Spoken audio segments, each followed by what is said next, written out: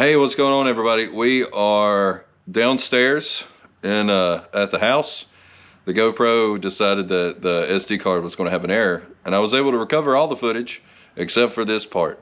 So we're going to go visit the grave of Sam Phillips today. I think the title is going to be something like "He Created Rock and Roll" or some kind of clickable something. Like you got to play the game, right? And in the comments, what I need you guys to do, out of all the people that he produced at Sun Studios, whether it's, Elvis to whoever, right? Put your favorite of those, favorite song, favorite thing that Sam may have did. Don't matter. You can put a rubber ducky in I don't really care. It just helps engagement and it helps the video reach more people. Shouts out to the members. I appreciate it. You guys are great. If this is your first time here, welcome. I hope you enjoy the video. If you do, please consider liking, subscribing, and sharing. I promise you they're not always from downstairs. I try to be a little better than that. If this isn't your first time here, welcome back. I know you could attest to that. I think that's about it. Quick intro so we can get to Memphis and watch the video. So let's go. So while we walk up here and I try to find Charlie Rich's grave, we'll talk about Mr. Phillips. So Phillips was born the youngest of 8 children, on a 200-acre farm near Florence, Alabama. Traveling through Memphis with his family in 1939 on the way to see a preacher in Dallas, he slipped off to look at Beale Street. At the time, the heart of the city's music scene, he fell totally in love, he said. It's hard to talk, it's cold. Phillips attended the now defunct Coffee High School in Florence. He conducted the school's band and had ambitions to be a criminal defense attorney. Okay, I see it. And however, his father went bankrupt in the Great Depression and passed away in 1941, forcing Phillips to leave high school to look after his mother and aunt and support the family. He worked at a grocery store and a funeral parlor of all, random places. So here's Charlie Rich right there.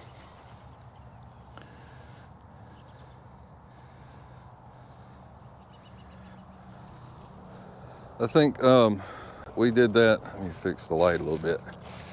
I think that was a couple months ago we did that video. So yeah, we'll go to Isaac Hayes next. But in the 40s, he worked as a DJ and radio engineer for station WLAY in Muscle Shoals. And in January of 1950, he opened the Memphis Recording Service, and he let amateurs record, which drew performers like B.B. King, Junior Parker, and Howlin' Wolf, who made their first recordings there.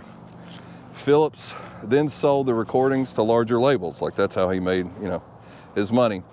He recorded this is why I said this earlier in the intro, he recorded what the music historian Peter, I'm gonna mess this name up, Guralnick, considered the first rock and roll record, Rocket 88, by Jackie Brinson and his Delta Cats, a band led by 19-year-old Ike Turner, who also wrote that song.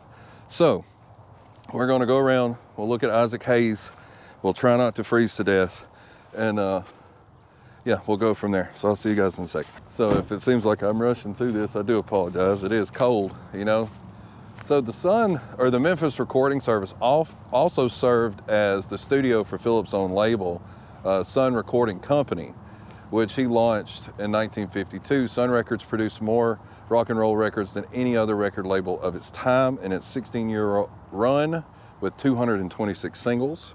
And see, here's Isaac Hayes right here. I'll try to zoom in a little bit try to pan a little bit so you can see it. There's a lot going on there.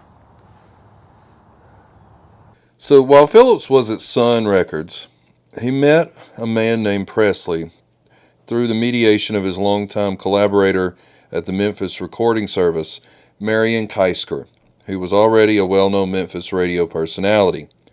On July 18, 1953, the 18-year-old Presley dropped into Sun's studio to record a song for his mother's birthday. Keisker thought she heard some talent in the young truck driver's voice, and so she turned the tape recorder on. Later she played it for Phillips, who gradually, with her encouragement, warmed to the idea of recording Elvis.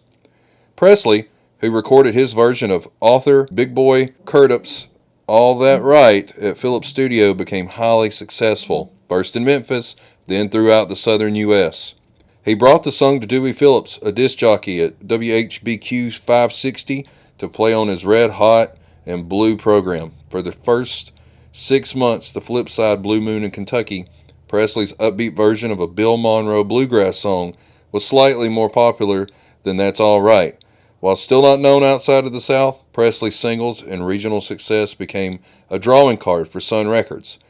As singing hopefuls soon arrived from all over the region, singers such as Sonny Burgess, Charlie Rich, Junior Parker, Billy Lee Riley recorded for Sun with some success, and others such as Jerry Lee Lewis, B.B. King, Johnny Cash, Roy Orbison, and Carl Perkins became stars.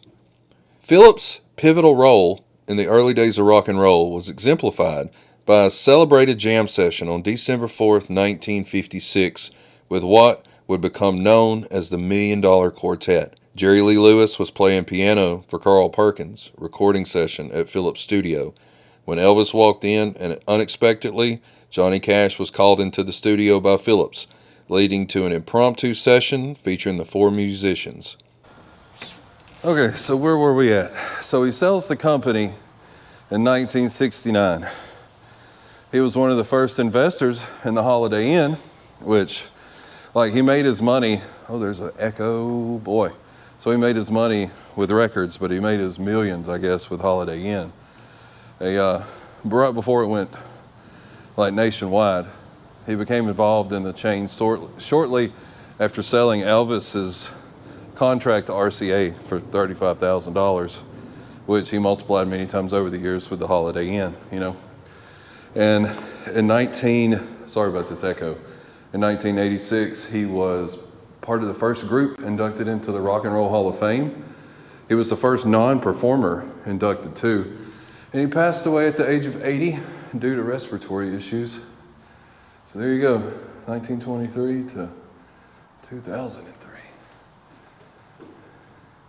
That's the whole thing. He's in this corner. Like when you come down, you walk around, and it does not go around like I thought. I had to walk all the way through and come out and come this way. But yeah.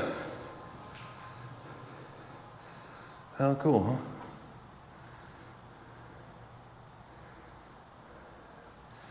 And then there's Knox to go with it. How about that?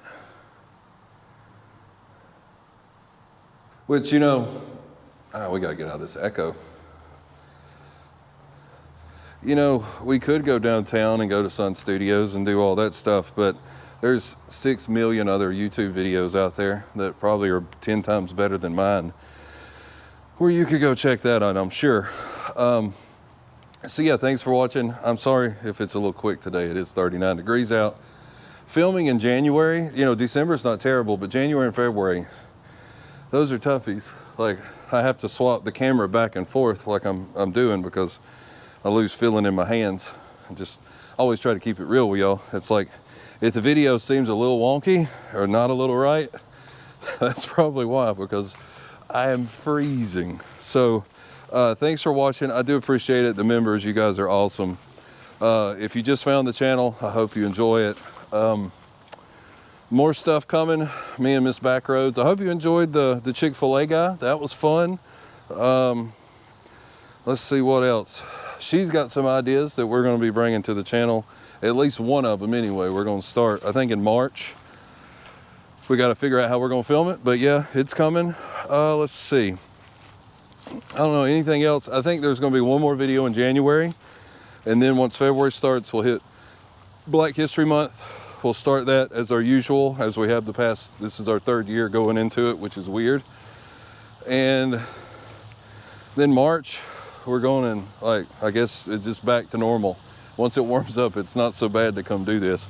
Plus all the other stuff that we're working on. So yeah, thanks. I would have stayed down there and did the whole, you never know what you're gonna find thing, but it's freezing and I'm ready to get back in the car. So thanks for watching. I do appreciate it. And you never know what you'll find on the back roads. I might be a popsicle here in a minute if I keep standing out here. I'll see you guys on the next one.